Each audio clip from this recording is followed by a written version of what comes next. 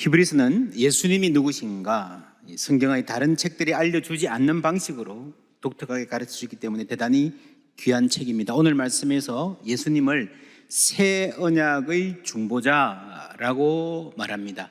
새 언약 그러면 조금 생소하게 들리시죠? 근데 이걸 한자로 하면 어떻게 됩니까? 신약. 잘 아는 말이네요.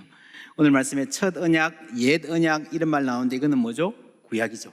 구약과 신약. 여러분, 성경이 구약과 신약으로 이루어져 있다는 말은 이 언약이 성경의 핵심이라는 말입니다.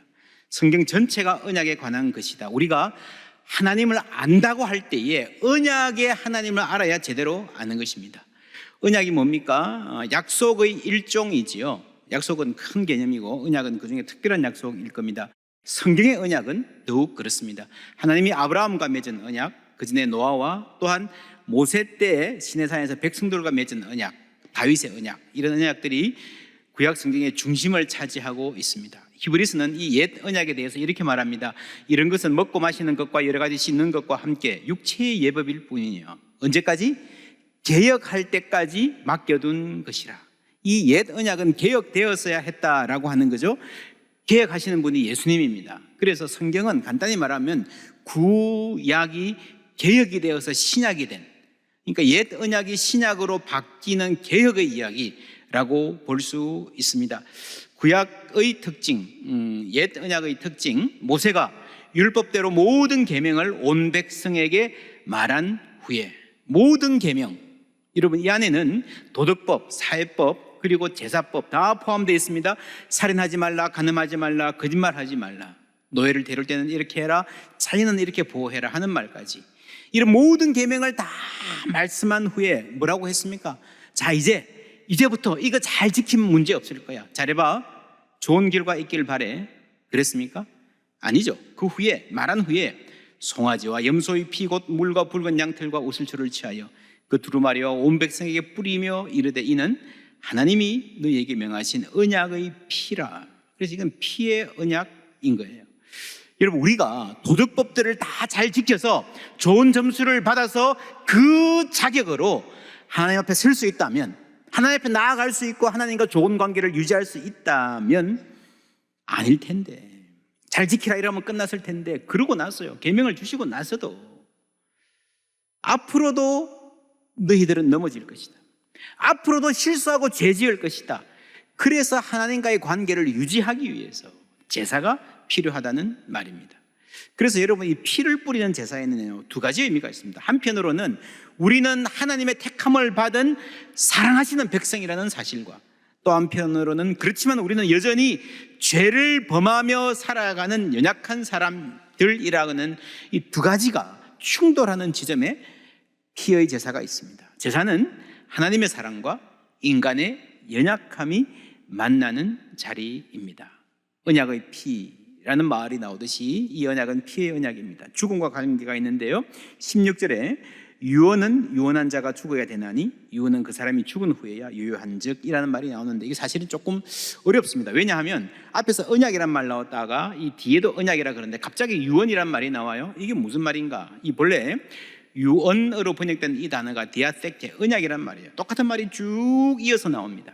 그런데 이게 조금 이해하기 어려워서 어떤 사람들이 번역하면서 이거를 유언이란 말이구나 라고 바꿔서 번역을 했는데, 그래서 당시의 법적인 상식에 비추어서 이 말씀을 해석은 할 수 있는데, 사실은 왜 갑자기 유언은 죽어야 된다라는 말이 나오는지 사실은 이 맥락상 아주 돌출되어 있습니다.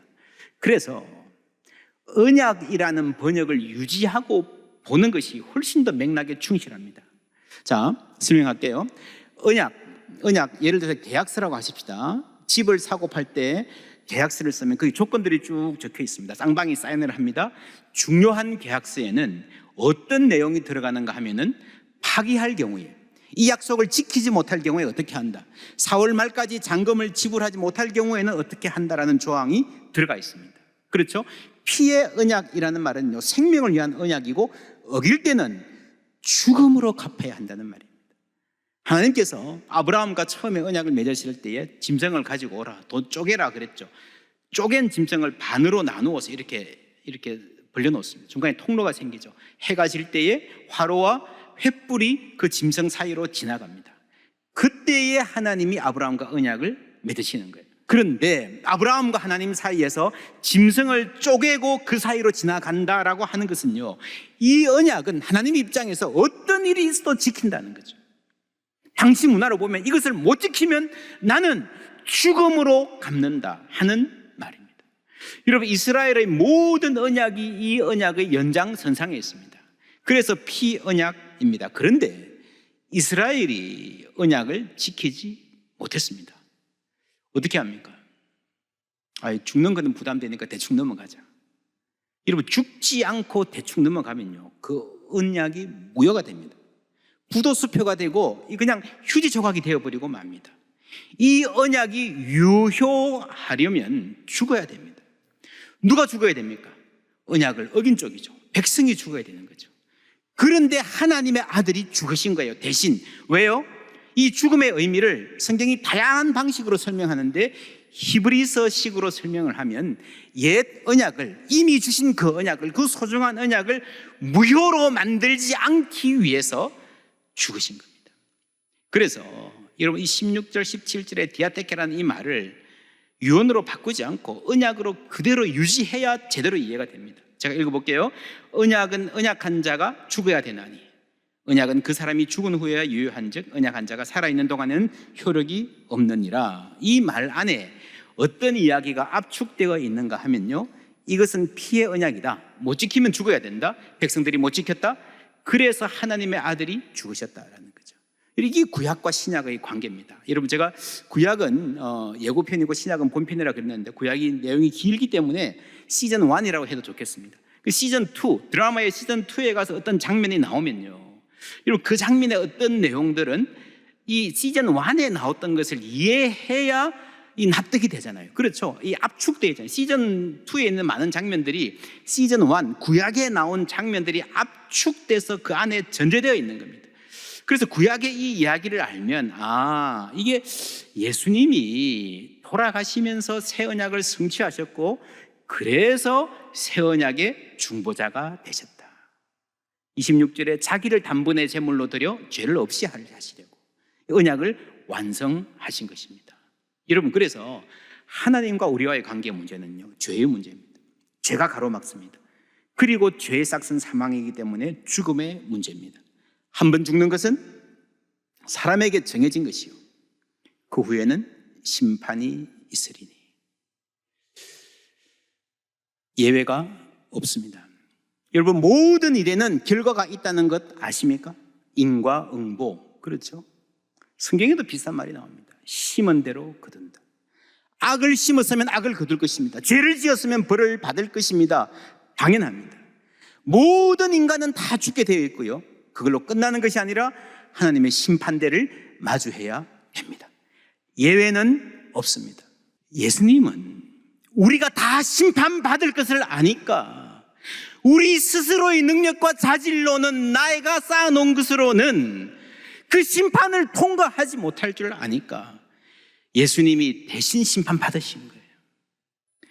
우리가 져야 할 짐을 예수님 대신 지신 줄 믿습니다. 우리가 찬송하잖아요. 죄짐 맡은 우리 구주 어찌 좋은 친구인지. 믿습니까?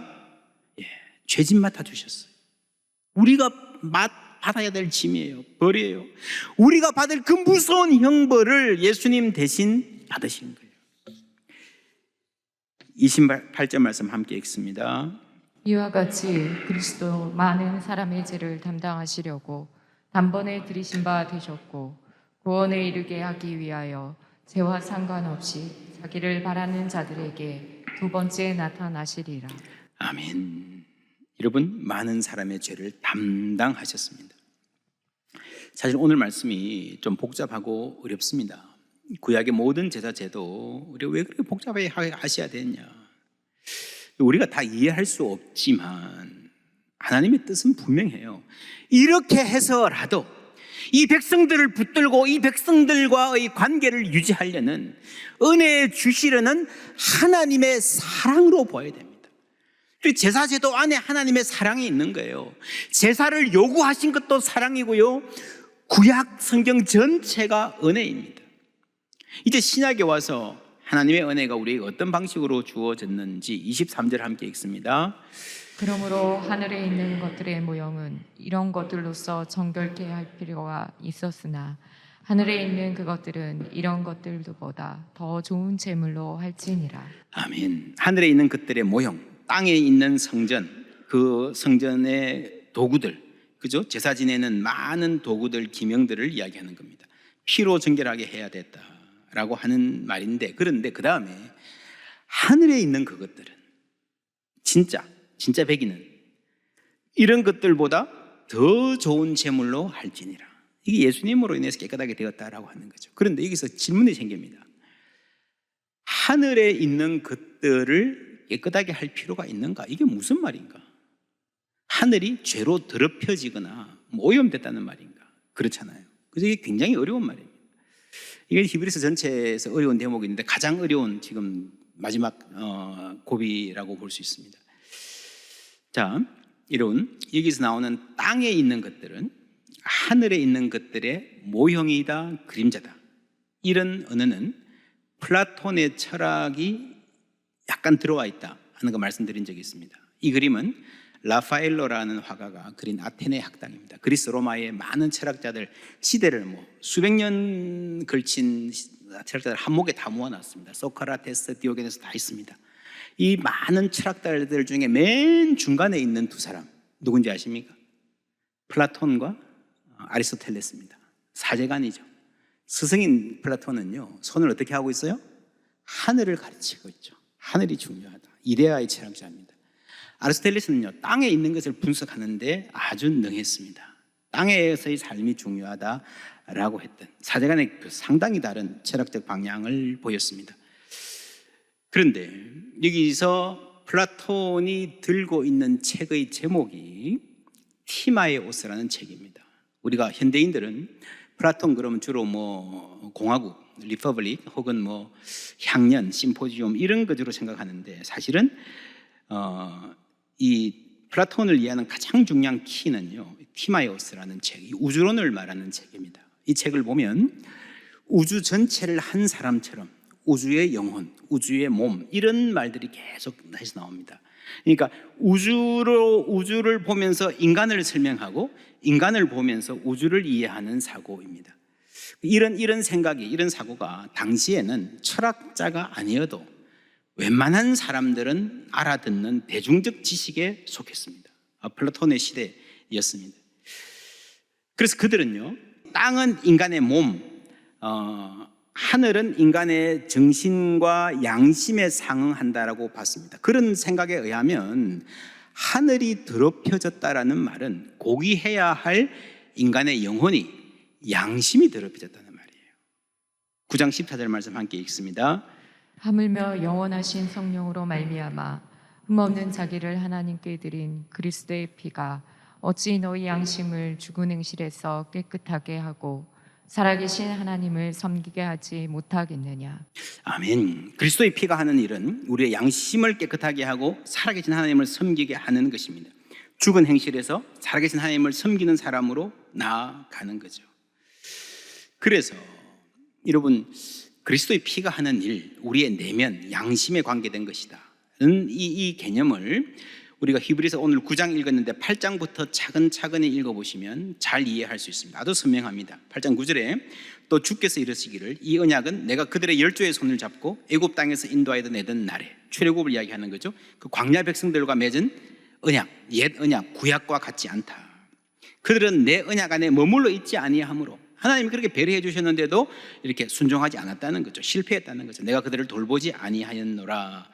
또 주께서 이르시되 그날 후에 내가 이스라엘 집과 맺을 언약은 이것이니, 미래를 보고 새 언약, 신약을 말하는 거예요. 이게 신약이에요, 신약. 예레미야의 예언에 이미 신약의 예언이 나오는 거죠. 그 신약은 뭔가? 내 법을 어디에 둬요? 그들의 생각에 두고 그들의 마음에 이것을 뭐하리라? 기록하리라. 누가 기록해요? 하나님이 기록해요. 하나님 어디에 기록해요? 우리의 마음에 기록해요. 여러분, 옛날에 하나님이 법을 기록하신 적 있으시죠?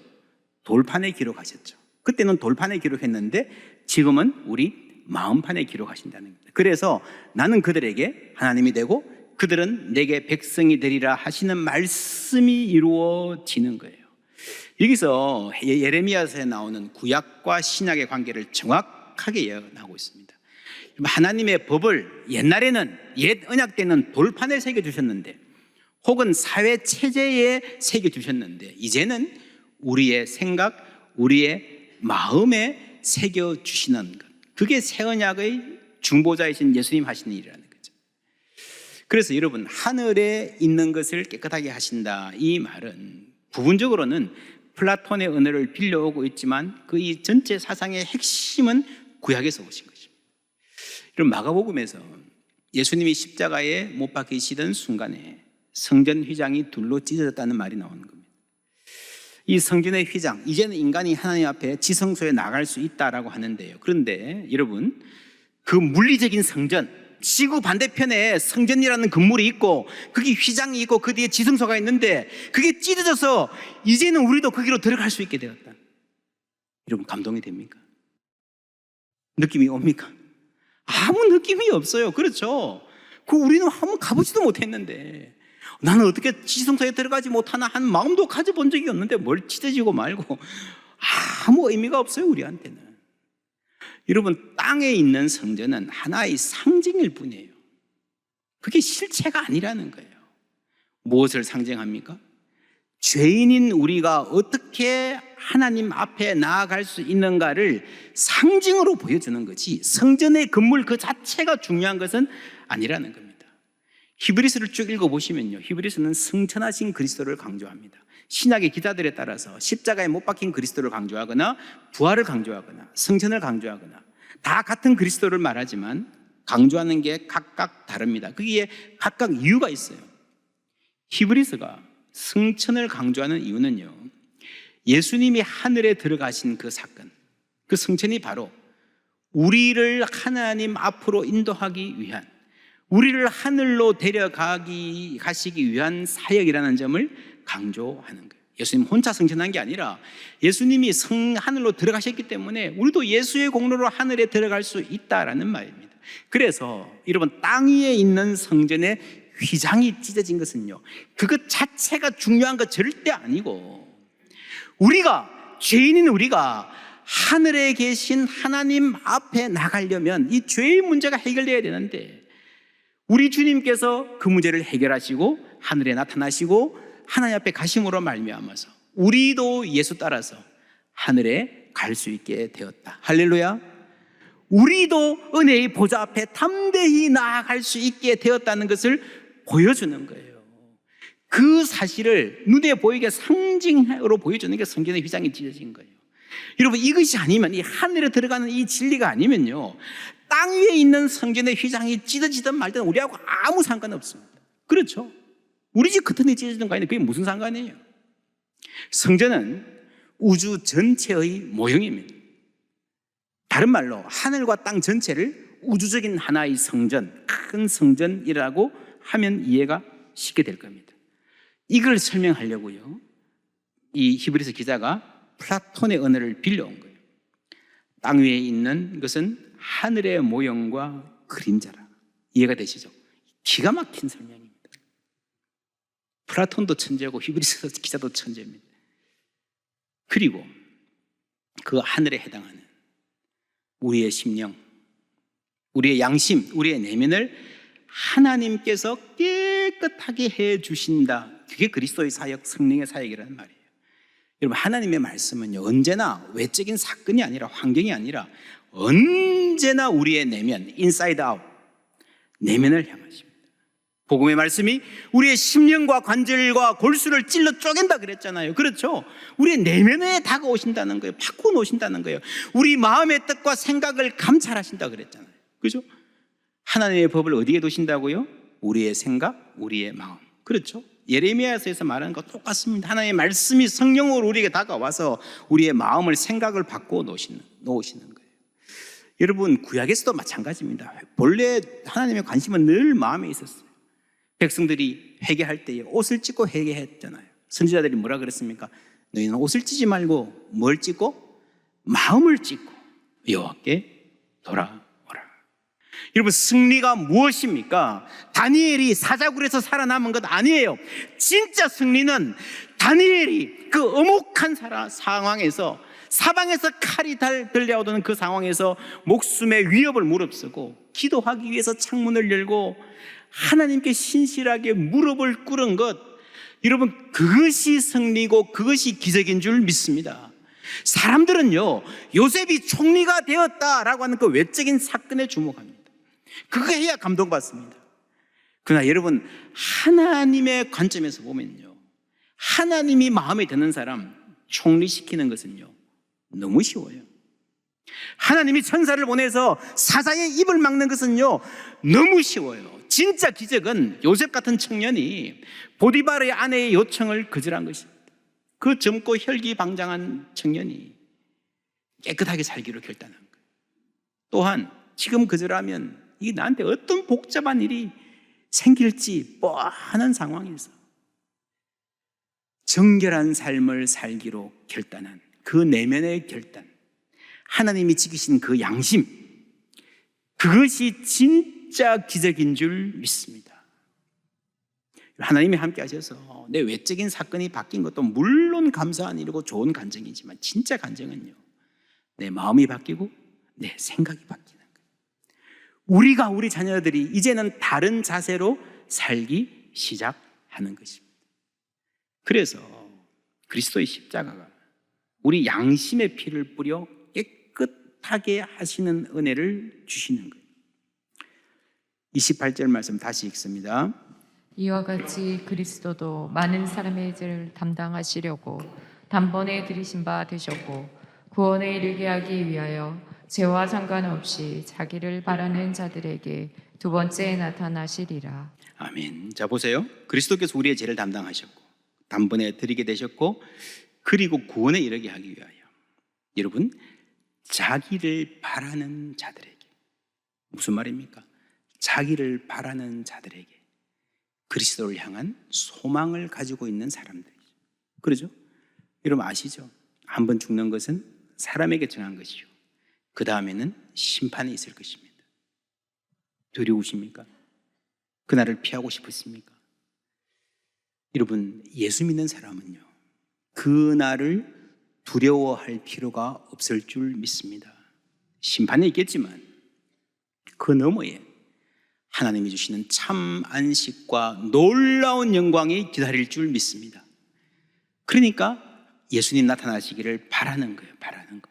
여러분, 믿음은요 바라는 것들의 실상이에요.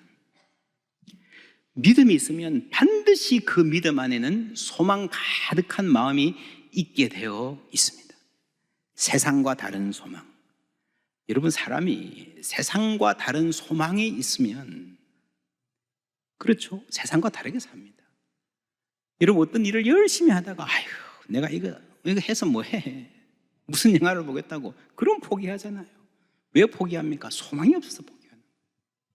인생이 왜 힘듭니까? 소망이 없으니까 힘든 거예요. 소망이 있는 사람은 다르게 삽니다. 요한일서 3장 3절 함께 읽습니다. 주를 향하여 이 소망을 가진 자마다 그의 깨끗하심과 같이 자기를 깨끗하게 하느니라. 아멘. 하나님을 바라는 사람, 우리 주 예수 그리스도 나타나기를, 내가 그 앞에 설 날을 바라고 기다리는 사람, 소망 있는 사람은요 어떻게 산다고요? 그의 깨끗하심과 같이 주님 바라보면서 나를 깨끗하게 하느니라. 여러분, 이 소망 우리한테 가득하기를 주님의 이름으로 축원합니다. 주님 우리를 만나 주실 것입니다. 주님 우리를 죄에서 구원하시고 그 천국에 환영해 주실 것입니다. 우리는 어떻게 살아야 됩니까? 그 주님 믿고 주님 주신 소망 가득하게, 그래서 정결하게, 그래서 깨끗하게 매일매일 주님 닮아가는 복된 성도님들 다 되시기를 주의 이름으로 축원합니다.